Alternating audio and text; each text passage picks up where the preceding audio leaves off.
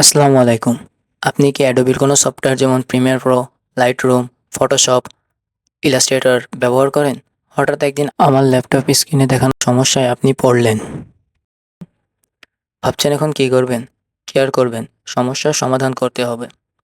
চলেন ২ মিনিটে সমস্যার সমাধান করে ফেলি।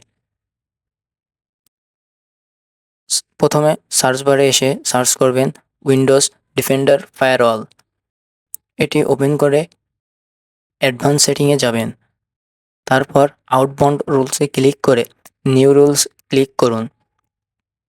তারপর নেক্সটে ক্লিক করুন। এখন ব্রাউজার লেখা ব্রাউজারের উপর ক্লিক করুন।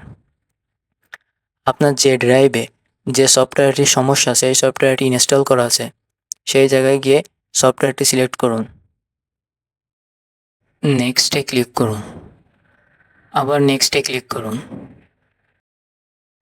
আবার নেক্সটে ক্লিক করুন। যে সফটওয়্যারের সমস্যা ছিল সেই সফটওয়্যারটির নাম লিখুন এবং ফিনিশে ক্লিক করুন।